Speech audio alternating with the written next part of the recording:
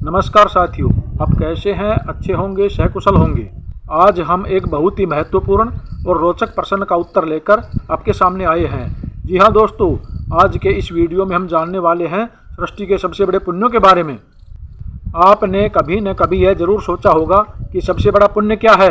क्या पुण्य करने से हमारा जीवन सफल हो सकता है? क्या पुण्य करने से हमारा अगला जीवन सफल हो सकता है या हमारी आत्मा को शांति मिल सकती है? क्या पुण्य करने से हमारे द्वारा किए गए पिछले जन्म या इस जन्म के पाप नष्ट हो सकते हैं? क्या पुण्य करने से हम अपने आप को कलयुग के प्रभाव से बचा सकते हैं? इन्हीं प्रश्नों का उत्तर जानने के लिए बने रहिए हमारे साथ अंत तक। अगर आप इस चैनल पर पहली बार आए हैं तो चैनल को सब्सक्राइब जरूर करें। जी हाँ दोस्तों, सबसे पहले हम बात करते हैं कि पुण्य क्या है। अपने हृदय की पवित्रता से किया गया कोई भी नेक कर्म पुण्य कहलाता है।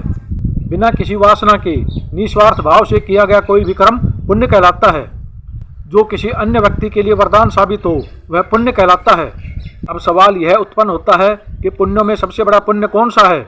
जी हाँ दोस्तों, वैसे तो पुण्य 11 प्रकार के हैं, लेकिन इनमें 5 पुण्य सबसे बड़े पुण्य हैं। ये 5 पुण्य हैं: अन्न पुण्य, शयन पुण्य, वचन पुण्य, नमस्कार पुण्य और मन पुण्य। आइए दोस्तों, इन पुण्यों के बारे में विस्तार से जानते हैं।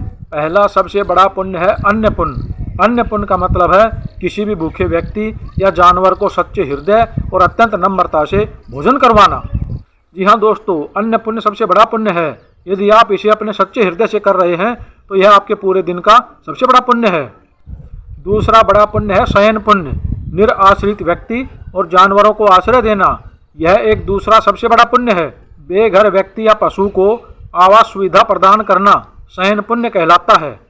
यदि आप यह कार्य निस्वार्थ भाव से करते हैं तो यह दूसरा सबसे बड़ा पुण्य है। तीसरा पुण्य है वचन पुण्य।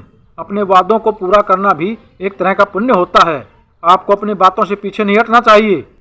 यदि आपके पास किसी को दान में देने के लिए ना तो भोजन है और ना ही धन है, तो आप अपनी निर्दोष वाणी और मधुर वचनों से अन्यों के दुखों को सुख में परिवर्तित कर सकते हैं, अर्थात उन्हें सुख पहुंचा सकते हैं। इसे वचन पुण्य कहा जाता है। चौथा पुण्य है नमस्कार पुण्य। बड़ों का आदर सम्मान करना, उनके चरण स्पर्श करना और उनका आशीर्वाद लेना भी एक प्रकार का पुण्य है। बड़े बुजुर्गों के चरण स्पर्श करते ही आपके पाप पुण्य में बदल जाते हैं। छोटों के प्रति प्यार करना एक वास्तविक अच्छा काम है। यदि आप दूसरों के प्रति अत्यधिक प्रेम, स्नेह और सम्मान रखते हैं तो यह चौथा सबसे बड़ा पुण्य है। पांचवा पुण्य है मन पुण्य। अपने मन में किसी के प्रति हिंसक विचार न लाना और अपने मन में हर व्यक्ति के लिए अच्छा सोचना एक पुण्य है। हृदय में सभी प्राणियों के प्रति सुख की भावना रखना और अहिंसा का पालन करना, यह 5वां